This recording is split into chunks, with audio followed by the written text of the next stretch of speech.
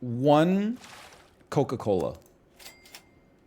It's been a long, long time since I've purchased like a case of Coca Cola. But every once in a while, you'll find yourself in possession of one Coca Cola. How does that happen? Let me explain to you. 3 weeks ago, we got sushi. We didn't order any drinks. When I picked up the sushi, the lady gave me the sushi and she gave me a Coke as well. And she said, "This is on the house." Sometimes Asian restaurants will be giving you like a free Coca Cola when you order from them. It happens on DoorDash too from time to time. So I said, check it out. They gave us a Coca Cola. We didn't crack it right there because we're not like noted Coca Cola drinkers. So we put it in the fridge, let it simmer there for 2 weeks, 3 weeks. Wife cracked it open yesterday. She needed a little bit of refreshment. I took a little sip of it when she wasn't looking. Ooh, dude, one Coke goes kind of crazy. So, like on an airplane, that's a great example. When you've been waiting for the drink cart to come back for 17 minutes because the 55-year-old man in front of you ordered like 7 cocktails in Coach. He's going to mix it himself on his little fucking tray while he watches like the worst action movie that's ever been made. Then they finally get to you. And you're like, "Can I have a Diet Coke, please?" And sometimes they go, "Do you want just the whole can?" And you're like, "Oh, yes, please." Finally being rewarded for my good behavior. Not tapping the dude on the shoulder and saying, "Hey, dude, can you stop watching fucking Red Notice? Because it offends me." You can just ask for the can. Yeah, but I'm not like a squeaky wheel. I'm more of like, I want the grease, but I don't want to have to squeak for it, you know? Don't get me wrong, I want the grease.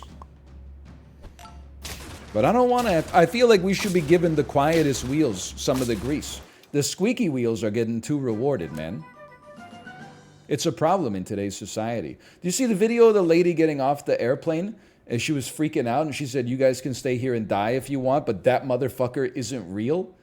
She was pointing at something on the back of the airplane. She said, "That motherfucker isn't real." Can either believe it or they cannot believe it. I don't give two f***s, but I am telling you right now, that back there is not real. It's the scariest thing of all time.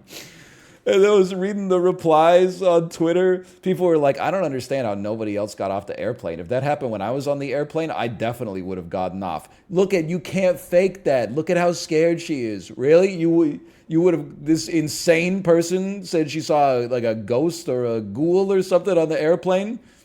Your ass would be like, "I'm out of here too." My ass will be queuing up a movie. I won't even be able to fucking watch it because halfway through I'll get through the credits, the 17 advertisements that play before the movie actually gets to finally fucking start, and then they're like, "Bienvenue d'abord Air Canada pour votre confort et sécurité," and then I'm like, "Oh wait, 20 minutes for 7 different languages." The announcement is literally like, "Please just stay in your seat and shut the fuck up." And then finally I get a chance to start watching my damn movie again. But for some reason, as soon as they stop the announcement, it completely resets the in-flight entertainment system. Now I gotta go fast forward on a shitty ass 1-inch wide screen touchpad. What you press fast forward once, it goes times 1.1. You press fast forward twice, it's like times 128. You're like, I just spoiled the whole movie for me. The shit is, we haven't even started taxiing yet. Which is worse, the shitty screen buttons or the shitty in armrest buttons? I would definitely say that the armrest buttons are markedly worse most of the time. That's absolutely true. I'm trying to think. You know what bothers me on an airplane is when they don't have standardized locations for headphone jacks. Sometimes your ass is trying to plug it into your armrest. It's not there. You try to plug it into your neighbor's armrest. They don't have one. They look at you like, you just fucking tried to eat their complimentary baguette or something like that. You realize it's under the screen. And then some of them are like, no, it's not under the screen. We don't even have a screen. You got to download an app for your phone, and then you can stream Red Notice to your phone. Oh, but only if the in-flight Wi-Fi works. It never fucking works. And then you got to, even if it does have a headphone jack, you plug it in all the way. You're getting like, the volume's cranked up to full. You're getting 1 decibel echoey Gal Gadot in your right ear. And then you're like, what's going on? What's going on with this? What's going on with this? Subtitles? Oh, they only have Mandarin subtitles on this movie for some reason. Then you pull it out 1 micrometer out of the headphone jack, and all of a sudden it's boom, boom. Anyway, I have not taken a flight in a while, but it do kind of be like that. Sometimes I think, oh, another pill for me. Thank you so much. Cathartic moment for me because I'm stuck in the Montreal airport getting ready to go to Ottawa. Probably, listen, I love my country in many ways, such as, but one thing about Canadians, they do love lining up 2 hours early for boarding. And it drives me fucking crazy. Ottawa was like one of the worst I'd ever seen. I was like, there's 17 people on this flight. Surely we're not going to all, line up for no reason an hour and a half before they even make the announcement that the plane is boarding. No, they were like, I don't know, they're so paranoid that it's going to like leave without them or something. Yeah, why don't you just like have a child and then bring a stroller even though they don't need a stroller anymore? And then they always like move you to the front of the line because you got a stroller. This shit is so cash. Sometimes you can't hear the announcement. Listen, motherfucker. You can, even if you can't hear the announcement, if you're sitting close enough to the gate, you can infer the announcement because it's when everybody starts standing up. Okay? When everybody starts standing up and lining up in the little partitions that they set up. That's when you don't have to hear the announcement. They only make like 2 different announcements at the airplane. Or at the gate, I should say. I'm always in zone 38. It sounds like they're probably moving your ass like back 1 zone for every hour that you line up early. So you should be in zone fucking 38. Maybe zone 3800. Why do people want to board first? It's all about the currency of the overhead bin these days. I don't want to board first, but I've got shit that has to go in the overhead bin. But because they started charging for checked bags a few years ago, like even 1 checked bag costs you like $50, everybody stopped taking checked bags because they want to save $50 on their $1,400 plane ticket. So now, instead, they used to just get on with like a purse or a backpack, and then all of the heavy, like, voluminous shit was in a suitcase. Now everybody gets on with a roller bag that's like almost as big as a suitcase, and they all try to jam it into the overhead compartment. So if your ass doesn't get on relatively early, then they always come around and they're like, hey, what do you got in that bag? And you're like, oh, digital cameras and Fabergé eggs. And they're like, it's no problem, we'll check it for you. And you're like, motherfucker. You guys can stay on here and fucking die if you want, but that motherfucker at the back is not real. I will say, like, I say this jokingly sometimes, but like, I did genuinely lose a little faith in humanity reading the replies where people said, like, you could not get my ass to stay on that airplane. She looked so terrified. I'm not sure, like, I 100% believe what she was saying, but she's got such conviction, I have to get off. Like, people were like, I can't believe nobody walked off the airplane with her. Sorry, I know we were circling back to something we talked about earlier in the stream, but everyone looked back, though? Well, honestly, if I was on an airplane and someone said, that motherfucker at the back isn't real, I'm looking at least. Like, holy cow, we're so back. It's a pretty low, cost just to look backwards. I don't know what I'd be expecting to see, because if I see someone, then they're real. If I don't see anybody, I can't prove that there's nobody there, If someone said that I'm opening the door 800 feet above the runway, maybe it's just because I've lived on the earth for a while. Whereas Chibli, the jury's still out how long you've lived on the earth. So we're figuring it out bit by bit. We got dead bees! But like, my first reaction if someone had like an episode like that on an airplane, I would be like, holy cow, she's on drugs. Just because she looks like she's convinced. I'm sure that she believes what she's saying right now. But I believe that she brought the walk to Poland.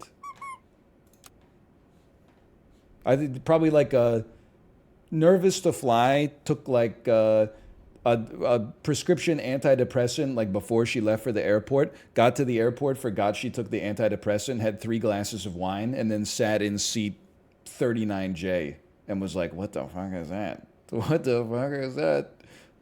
Are you guys seeing this shit? There's an unreal motherfucker back here.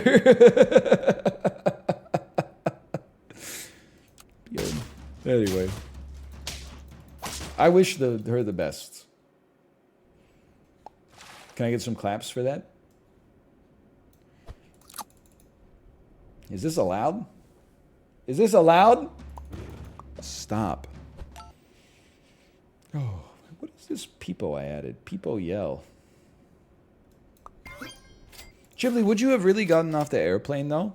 Peepo yell looks like it's saying Sasuke. I mean, am I wrong? You ever read the Ambien subreddit? I've read the Ambien subreddit a couple times in my life.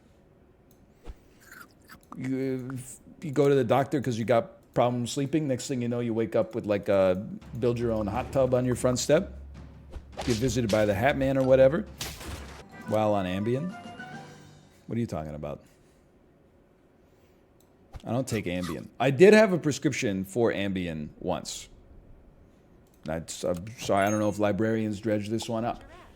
We were going to Japan. It was the first time I was going to Japan. I was like, I don't want to be fucked up when I get off the plane, but I don't sleep well on flights. So it's going to be like a 10-hour flight. I would love to have like 1 Ambien. She came back with like 10 free sample Big Pharma things of Ambien and was like, here you go. So before I went on the flight, I read like side effects of Ambien and it scared the shit out of me. It might as well have said, don't take it on an airplane, because if shit goes down, like, you're fucked. You're gonna like hallucinate and cause a scene. So I said, I'd rather just be tired. So I never took the Ambien on the flight. Then, like, I remained scared of it. I would say once a month when I had trouble sleeping. There were probably like 12 Ambien in the container. Once a month when I had trouble sleeping, I would chop a damn Ambien in half and eat that and fall asleep like in 15 minutes. But I guess I was always worried. It seems like a drug you could easily develop a dependency on. Because like sleeping is something you have to do like every day. Essentially. So I feel like if you get to the point where you're like, I gotta take this Ambien to go to sleep, like you're fucked. I'm already there with caffeine. I don't want to. The side effects of caffeine, you're like, oh, I'm a little jittery. Side effect of Ambien is like, Roseanne Barr tweeting. I don't know. It's just a little too scary for me. It is really funny though when she says that motherfucker is not real. Oh man. Do I get to play ever? Do I get to play? Blue player from Magic the Gathering? I'm not scared of dogs, yet you get scared by a pill? I can get scared. I beat the pill because I didn't take it. So I'd love to know how that's being scared of a pill. Doesn't seem too scary to me. Also, I think it's very reasonable to be more scared of pills than dogs. I don't hear a lot of like an epidemic. Oh, people are getting bitten by dogs all over the world. I've had hundreds of fatal dog attacks this year so far. The trick is we need safer dogs. Because the dogs are illegal, people that are bad actors have control of the dog supply. You never know what kind of dog the dog's got in it. That's why we need the government to provide a safe supply of dogs so that if you do choose to get bitten by a dog, you know it's a dog with a tolerable bite force. You know what I'm saying? I like the Nightbot post that says we can't get tweets by user Northernlion. Nightbot, it's not my fault. They made the API cost $1 billion. La la la la la la la la la la la la la la la. You know what I'm talking about? Is this something? That motherfucking sound is not real. You guys can stay here and be annoyed by that.